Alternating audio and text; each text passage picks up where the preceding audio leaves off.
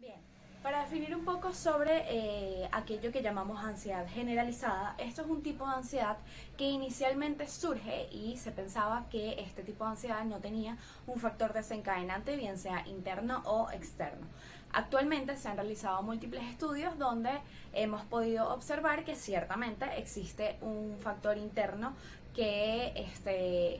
funciona como una especie de pensamiento rumiante, donde la persona tiene pensamientos continuos y que le generan preocupación sobre al menos dos áreas de su vida, bien sea la parte económica, laboral, de salud o de estudios. Cabe destacar también que el DSM establece que el trastorno de ansiedad generalizada debe cumplir un periodo de tiempo superior a los 6 meses y que la preocupación del paciente debe estar presente la mayoría de los días. También cabe destacar que ciertamente se deben encontrar afectadas al menos dos áreas de la persona o que la persona genere esta preocupación por al menos de dos áreas de su vida, y este malestar debe estar acompañado por síntomas físicos como la hipervigilancia, la tensión muscular, la sudoración y los pensamientos constantes sobre el tema que le preocupa. El trastorno de ansiedad generalizada se caracteriza por ansiedad y preocupación excesiva la mayoría de los días durante un mínimo de 6 meses con relación a diversos sucesos o actividades. En esta, a la persona le resulta difícil controlar la preocupación y se asocia con síntomas como inquietud, fatiga, dificultad para concentrarse o para poner la mente en blanco, irritabilidad, tensión muscular o problemas de sueño, que pueden ir acompañados también de cogniciones y conductas muy distintas de unos pacientes a otros y que cumplen distintas funciones desde el punto de vista del análisis funcional de la conducta. Ahora bien, ¿qué es el análisis funcional de la conducta? Pues este es un método que permite explicar, predecir y describir una conducta. En este se parte de la idea de que lo que ocurre o la conducta no son hechos aislados e independientes, sino que, por el contrario, todo lo que participa para que se presente una respuesta se entiende como una interacción. Es decir, ¿qué ocurre para que una persona responda de una manera específica y qué hace que esa respuesta aparezca y aumente o disminuya su aparición? Porque es importante el análisis funcional de la conducta. Es importante porque es una herramienta esencial en la terapia conductual. ¿Por qué? Porque nos permite comprender las relaciones entre los comportamientos problemáticos y su contexto. Facilita la intervención para que sea más efectiva. El análisis conductual permite hacer una comprensión contextualizada. ¿Qué queremos decir con esto? Que va a considerar los factores o los antecedentes consecuentes y los antecedentes de una conducta. Va a permitir entender cómo este entorno va a influir en la aparición y en el mantenimiento, lo que es fundamental para diseñar intervenciones adaptadas a las necesidades particulares y específicas del paciente. También ayuda a hacer una identificación clave de las variables, cómo identificar los factores que desencadenan y refuerzan esta conducta problemática, lo que es crucial para modificar los patrones de comportamiento disfuncionales. También es una guía para la intervención. ¿Por qué? Porque va a proporcionar una base sólida para la intervención y para seleccionar las estrategias terapéuticas que sean más adecuadas, lo que aumenta la eficacia del tratamiento. Y también permite hacer una evaluación y un seguimiento para hacer intervenciones un poco más eh, personalizadas que en caso de que no funcione se puedan hacer ajustes en el plan terapéutico según sea lo necesario.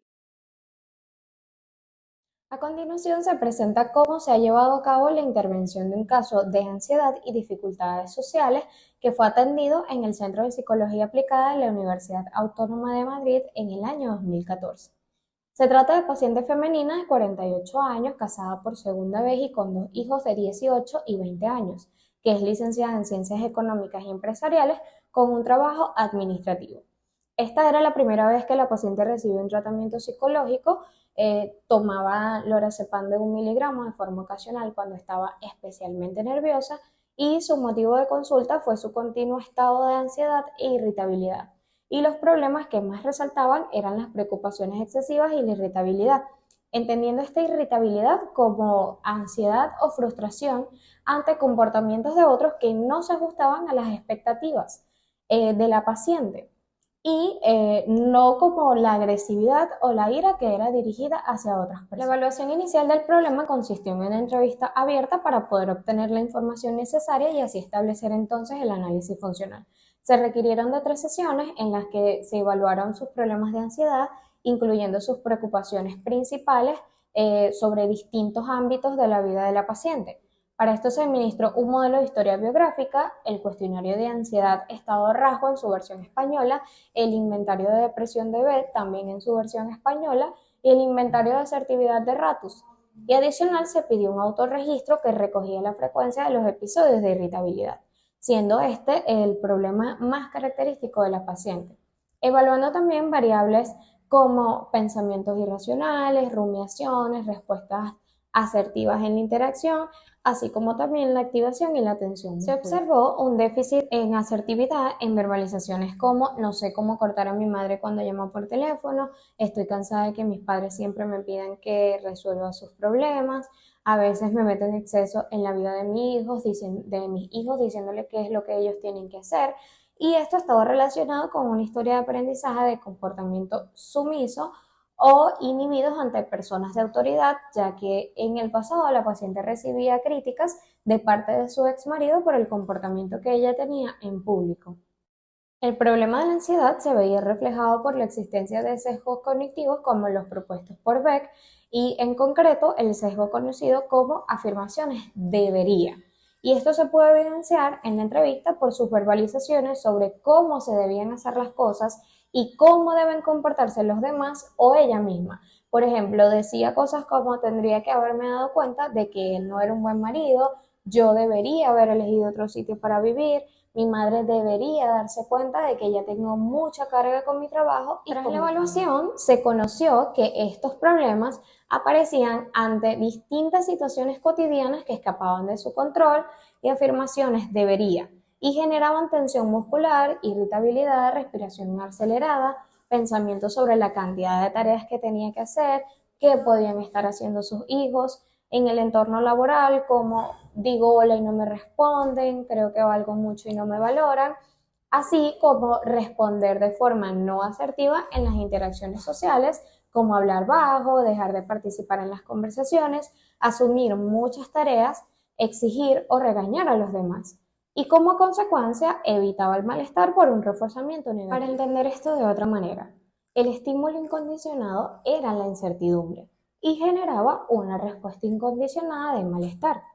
Posteriormente, las situaciones cotidianas que escapaban de su control, como el comportamiento de sus hijos, las conductas de sus padres y de su hermana, las críticas que recibía en el trabajo, los malentendidos con sus compañeros, las llamadas frecuentes de su madre y el hecho de que le quedaran tareas por hacer al finalizar el día,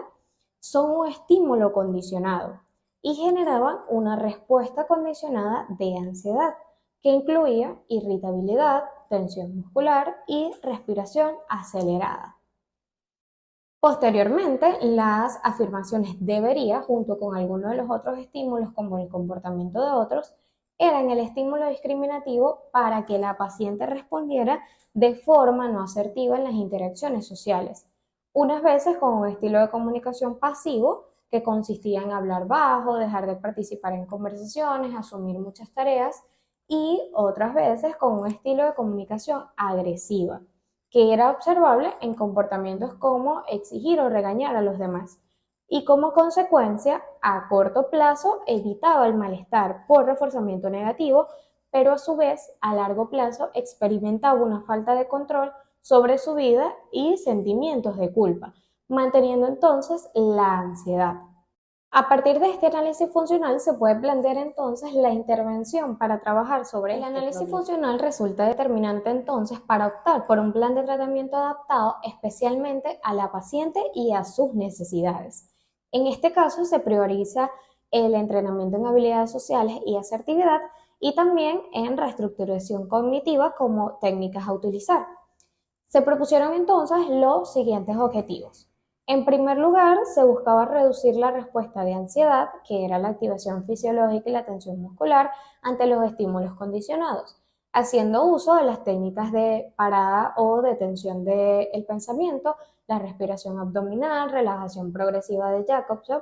y algunos aspectos del entrenamiento en manejo de la ansiedad. En segundo lugar, se buscaba sustituir sus respuestas pasivas, como realizar peticiones de otros que no deseaba hacer, participar en conversaciones, y las agresivas, como las recriminaciones o exigencias, por otras asertivas, utilizando las técnicas de entrenamiento en habilidades sociales y asertividad y la exposición a responder de forma asertiva en situaciones de interacción social. Y en tercer lugar, se plantea el objetivo de modificar los sesgos cognitivos asociados a las afirmaciones debería ante la exigencia de su propio comportamiento y el de los demás. También la necesidad de control y la baja tolerancia a la incertidumbre, utilizando la técnica de reestructuración cognitiva que es propuesta en la terapia cognitiva de Bett. Este tratamiento tuvo una duración de 9 sesiones que se llevaron a cabo en el transcurso de 2 meses y medio, y estas sesiones fueron de 1 hora de duración y semanales.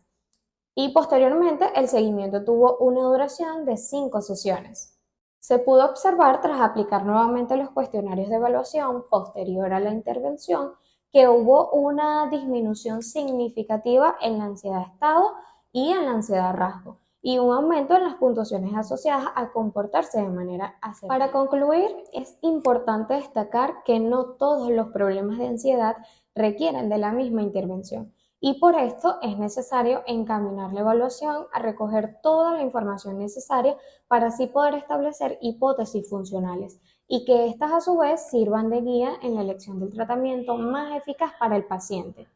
En el caso que se presentó, resaltaron las técnicas de reestructuración cognitiva y el entrenamiento en habilidades sociales y asertividad, pues por su papel en la reducción de estímulos condicionados y discriminativos de respuestas de ansiedad y por su papel en la modificación de la historia de aprendizaje de la paciente, ya que de no incidir en esto, pues se corría el riesgo de que se repitieran en el futuro las respuestas disfuncionales, apareciendo así nuevos problemas. Bien, vamos a hablar sobre un caso de ansiedad generalizada con conductas de evitación y de escape encubiertas. Es importante destacar que en este sentido se trata de una paciente femenina de 25 años de edad que en la actualidad vive con sus padres y sus hermanos, y ella es licenciada en psicología. Inicialmente su motivo de consulta se basa en que ella siente una activación fisiológica constante en su cuerpo, lo que se traduce en pesadez corporal, síntomas desagradables en el estómago, lo que indica que siente como un vacío en el estómago, y aumento en la frecuencia cardíaca y respiratoria.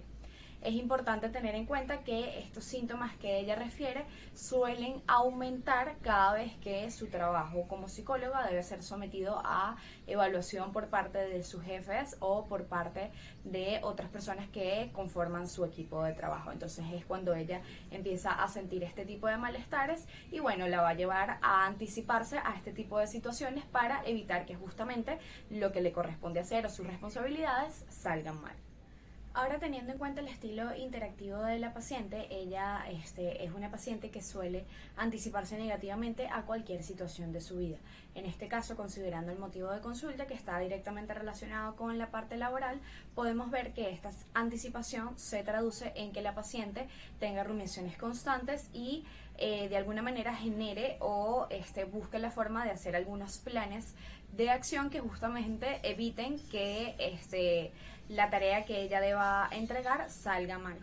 Sin embargo, este plan de acción no siempre se lleva a cabo. Otra de las respuestas conductuales que ella suele tener, algo que vamos a hablar con mayor detenimiento más adelante, es que cuando se presenta este tipo de malestar, la paciente suele trabajar en exceso, porque de esta forma ella siente que reduce un poco la tendencia a que la tarea pueda salir mal, o de lo contrario no trabaja en lo que debe entregar ni hace nada relacionado con esto, lo que bueno, posteriormente se va a traducir en una justificación de el por qué la tarea salió mal. Respecto a la evolución del problema de la paciente, ella inicialmente reporta que en una oportunidad cuando se presentó una ruptura con su expareja hace algunos años atrás, ella empezó a sentir un estilo de ansiedad, el cual define que disminuyó a través de la ingesta de alimentos, lo que posteriormente la llevaba a vomitar porque ella se sentía culpable por haber comido tanto. También presentó una especie de ansiedad social ante múltiples situaciones, pero esta ansiedad social actualmente solo se presenta en aquellos momentos donde justamente ella debe realizar una especie de trabajo o tiene una responsabilidad laboral, y cuando esta responsabilidad laboral puede ser sometida a juicio de terceras personas. En cuanto al estilo personal de la paciente, esta indica que se considera como una persona bastante exigente consigo misma y muy poco exigente con los demás. Expresa además que no soporta de ninguna manera que se haya esforzado al máximo para hacer o llevar a cabo alguna tarea y que esto no salga a la perfección. También expresa que tiene un alto sentido de responsabilidad. Indica además que cuando ella estaba en el colegio y en la universidad sus notas eran brillantes, pero ella a pesar de esto no sentía ningún tipo de satisfacción. Tiene una hermana menor que padece de bulimia y refiere que la relación con su madre es bastante buena, pero que con su padre es un poco distante porque por parte de él también lo considera como una persona bastante exigente con las demás personas. Referente a las variables biológicas que la paciente ha tenido en su estilo interactivo desde que ella era pequeña, es importante destacar alguna de ellas. La primera es que desde que ella era muy pequeña sufría fuertes ataques de asma, lo que le impedía realizar múltiples actividades con los demás niños de su edad, y esto la llevó a ser rechazada. Obviamente esta situación a ella le generó un malestar porque decía que se sentía diferente a los demás niños y se sintió mal consigo misma para aquel momento. En la actualidad, la paciente utiliza la discusión de pensamientos para aquellos pensamientos que ella considera ser irracionales. Sin embargo, en consulta se descubrió que no todos los pensamientos eran discutidos por parte de la paciente. Y esta discusión ella la suele hacer a través de la escritura de pensamientos en aquellos momentos donde siente mayores niveles de ansiedad. Llegado el momento de realizar el análisis funcional de la situación problemática que presenta la paciente, tenemos dos estímulos principales que son los que desencadenan la cadena conductual. El primero de ellos son aquellas situaciones donde la paciente debe realizar una determinada tarea y esta tarea puede ser sometida al juicio o evaluación de terceras personas. Como segundo estímulo discriminativo que se presenta, tenemos que la paciente le preocupan que su trabajo como psicóloga pueda ser juzgado de alguna manera. Recordemos que esta situación empieza cuando ella se gradúa, que es cuando empieza a tener pensamientos constantes y preocupaciones referente a hacer un buen trabajo. En sus respuestas tenemos tres niveles: a nivel cognitivo, fisiológico y motor.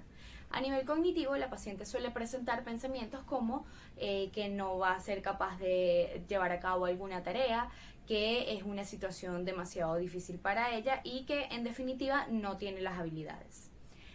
A nivel fisiológico, la paciente suele presentar rigidez corporal,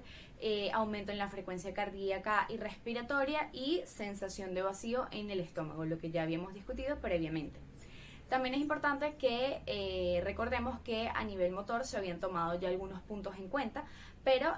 para este momento es importante destacar que la paciente suele dedicar aquellos momentos de ocio para continuar trabajando, suele preocuparse constantemente por las actividades que ella debe entregar y pues esto va generando como una especie de ciclo, porque justamente las respuestas a nivel motor se basan en realizar múltiples tareas o por lo contrario llegar a un punto donde la paciente abandona por completo las actividades que debe realizar. Ahora bien, en la parte de los consecuentes tenemos que esta conducta ha sido mantenida, por supuesto, a través de un aprendizaje, pero hay dos estilos de refuerzo, por supuesto, el refuerzo positivo y refuerzo negativo. El refuerzo negativo es porque en muchas ocasiones la paciente utiliza esto para evitar hacer algunas tareas que debe llevar a cabo. Entonces, digamos que de alguna manera ella pospone estas actividades que le generan mayor preocupación. Esto ocurre sobre todo, como digo, con las tareas que le generan mayor preocupación o que se requieren un mayor nivel de exigencia. Y por la parte del refuerzo positivo, tiene que ver o está relacionado con la parte del refuerzo social, porque sus compañeros en la parte laboral suelen indicarle reiteradas veces o cuando ella presenta estos síntomas ansiosos que, bueno, ella es una persona capaz, que es una persona responsable y que probablemente lo va a hacer bien. Entonces, bueno, entendiendo que esto se trata de una cadena conductual, es importante recordar que el estímulo discriminativo genera ciertas respuestas y estas respuestas son mantenidas por un consecuente. Ok, he llegado una vez a este punto, es importante tener algunos puntos en cuenta. El primero de ellos es que en este caso no es posible identificar propiamente un paradigma de adquisición a pesar de tener múltiples pistas de cuándo pudo haber ocurrido esto, dado que en el caso de la paciente se ha presentado como un estilo interactivo que a lo largo de su vida ha sido reforzado en múltiples ocasiones, estableciendo este problema en la actualidad. Está bien, es importante también destacar que probablemente hayan algunos factores biológicos y genéticos que generen una especie de predisposición ante esta situación. También recordemos que la paciente,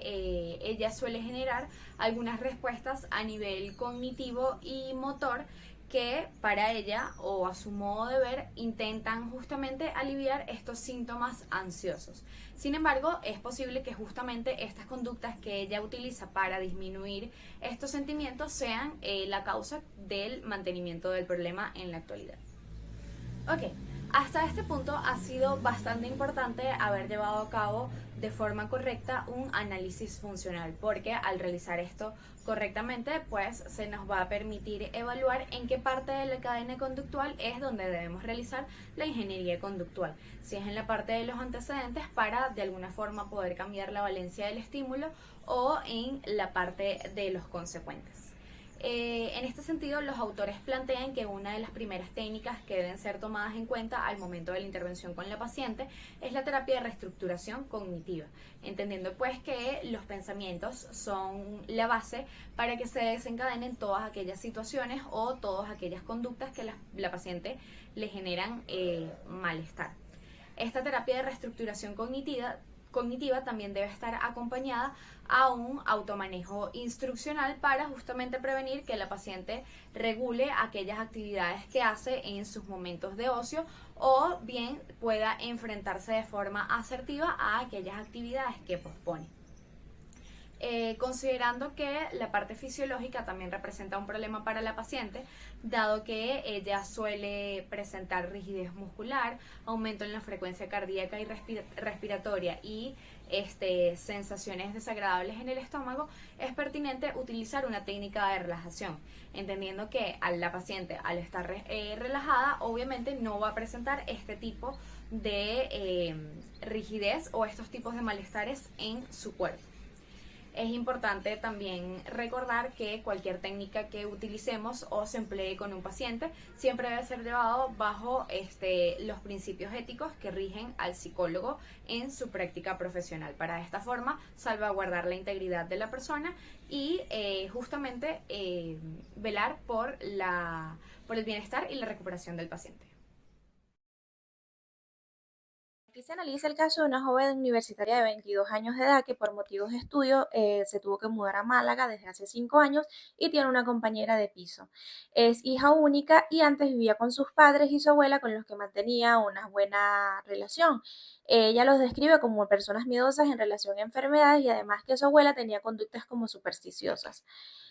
Por otro lado, los padres de ella reconocieron haberla sobreprotegido, tenían como que cierto control hacia ella. La paciente refiere intenso miedo a las enfermedades y a la muerte con síntomas de ansiedad y conductas de evitación que se presentaban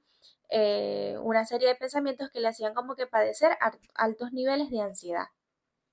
El contenido de estos pensamientos era que ella pensaba la posibilidad de que le fuera a dar como un ataque al corazón, un infarto, un derrame cerebral o un corte de digestión. Como consecuencias de esos pensamientos, ella tenía muchos otros miedos a la muerte. Algunas de las situaciones que ella evitaba eran como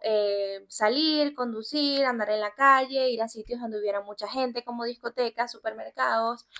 pasear por calles transitadas con mucho ruido, ya que, y bueno, 7 años antes ella había sido tratada durante un periodo de un año con estos mismos síntomas. Ella comenta o relata que realmente esta intervención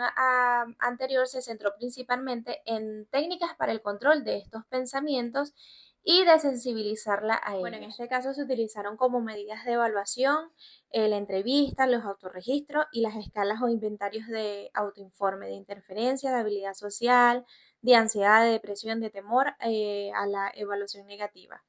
El periodo de línea base indicaba un patrón cada vez más acentuado de pasar la mayor parte del tiempo en casa. Esta era una paciente que de verdad no evitaba salir de casa. Como consecuencia de este problema, dejaba de hacer muchas actividades que antes le resultaban gratificantes, como salir con sus amigas, ir de compras y hacer otras cosas importantes para su futuro, como ir a clase o realizar prácticas requeridas para la carrera que estaba estudiando, lo que podría dar como resultado la suspensión del curso. Lo que comprendía la entrevista, durante las primeras 4 sesiones se recogió información detallada sobre la historia, las características y la funcionalidad del problema. En los autorregistros se le pidió a la paciente que anotara por escrito su conducta con un autorregistro ABC, en el que se recogía información sobre las condiciones antecedentes, las respuestas y las consecuentes, y se le ayudó a elaborar como una jerarquía de las actividades de la vida diaria que estaba evitando y el grado de malestar que le producía realizarlas, con una escala del 0 al 10, como nada de ansiedad 0 y 10 ansiedad máxima. Se registró un nivel de ansiedad en 2 momentos temporales de la línea base ya los 5 meses de comenzado el tratamiento. Y bueno, los inventarios y las escalas que se aplicaron fueron la escala de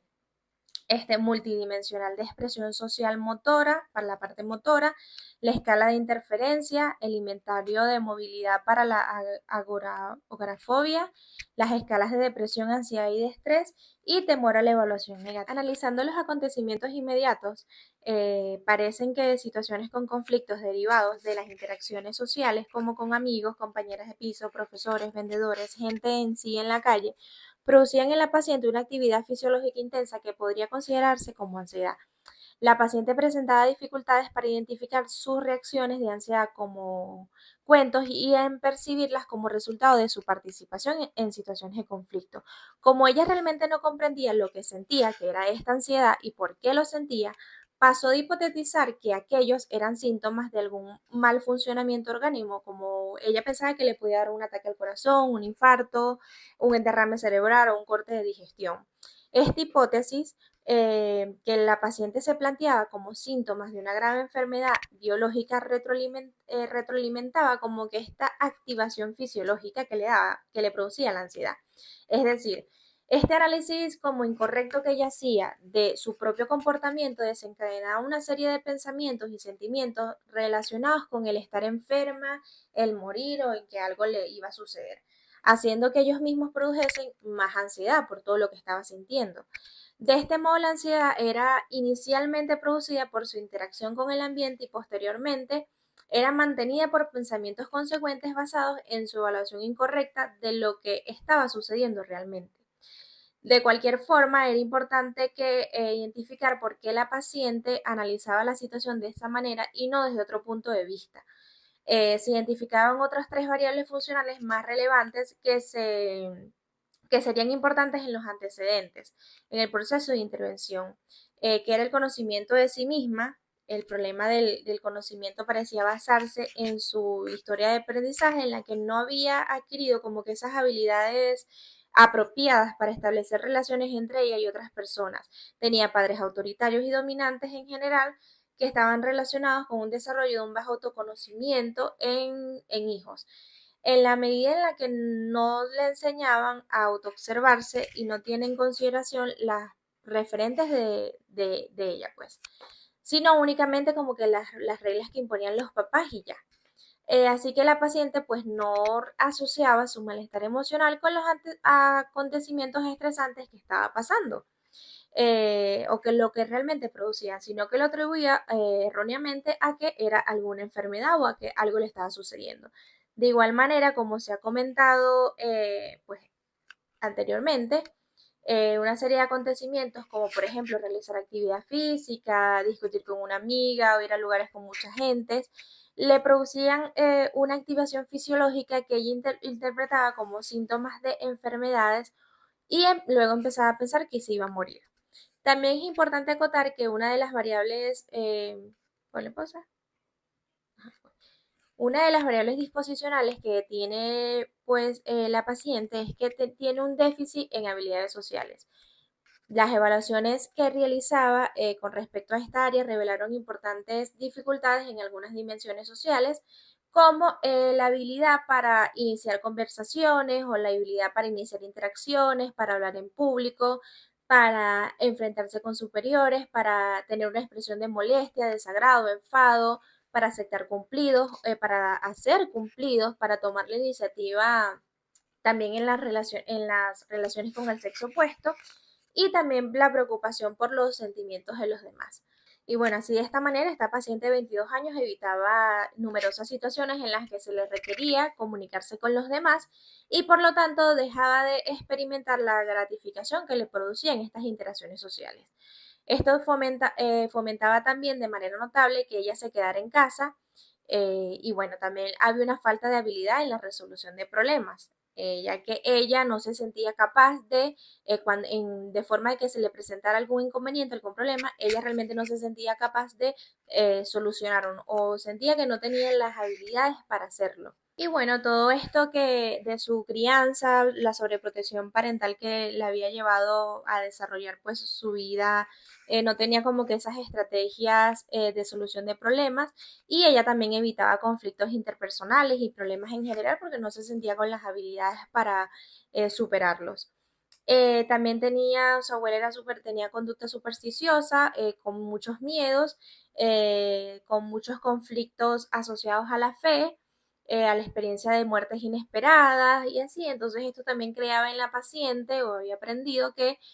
si no dormía, por ejemplo, del lado correcto de la cama y así, le podía suceder algo mal. Bueno, como podemos ver acá en este cuadro, los antecedentes a esta conducta eran pues cuando ella tenía que salir de casa, cuando tenía que realizar alguna actividad física, cuando se chocaba con algo con alguien, cuando dormía del lado izquierdo boca abajo, cuando estaba en lugares muy transcurridos o con mucha gente, o cuando ella incluso se enteraba de por una noticia de la muerte de algún joven, sus respuestas eran a nivel cognitivo. Pensaba en las enfermedades, pensaba que le podía pasar si ella saliera de casa, pensaba que no quería morir lejos de sus padres y tenía mucho miedo a la muerte. A nivel fisiológico tenía palpitaciones y vértigos más los síntomas de las enfermedades que ella creía que estaba presentando y a nivel motor pues no salía de su casa o se iba a su casa. Como consecuente, lo que estaba manteniendo la conducta era refuerzo positivo, había un aumento de la atención por parte de los padres y de las amigas, ya que cuando ella se iba de estas situaciones o se quedaba en casa, hablaba por teléfonos con ellos y ellos le daban pues estas palabras de aliento. Como refuerzo negativo, ella evitaba lugares con mucha gente y con mucho ruido, incluso también cancelaba citas. Y también vemos el castigo positivo, que también estaba manteniendo esta conducta porque ella pensaba que no estaba haciendo nada. Y esto la llevaba a sentirse mal, pues por quedarse de casa. Todos estos refuerzos negativos, positivos y el castigo positivo también están manteniendo toda esta conducta y aquí podemos ver claramente como que esta secuencia del análisis funcional de la conducta en este caso, lo cual fue predictorio y fue esencial hacer este análisis funcional de esta conducta de ansiedad generalizada para poder hacer el tratamiento o la intervención. En este caso, el tratamiento derivado del análisis funcional que se llevó a cabo tuvo por objetivos como romper este ciclo de síntomas fisiológicos de ansiedad, miedo y conductas de evitación e intervenir sobre las variables causales que parecían tener sobre como que la mayor fuerza sobre la reincidencia y el mantenimiento de este problema. El hecho de que la paciente hubiera sido tratada hace 7 años atrás por los mismos síntomas y estos reaparecen sugiere que ese proceso terapéutico pasado tuvo que ser incompleto y no tuvo como que la actuación sobre las variables causales relevantes. Bueno, con base en el análisis funcional realizado, se siguió un programa de tratamiento que incluía estrategias a corto y mediano plazo. Las estrategias a corto plazo incluían los ejercicios de respiración, donde el objetivo era enseñarle a la paciente realmente las habilidades para que ella pudiera discriminar y controlar y reducir las reacciones somáticas que aparecían en determinadas situaciones, de manera que cuando advirtiera que se ponía excesivamente ansiosa, ella fuera capaz de manejar esa ansiedad. Se le aplica la importancia de la práctica regular de esta técnica para obtener mejores resultados. También se le brindó psicoterapia o información sobre la ansiedad.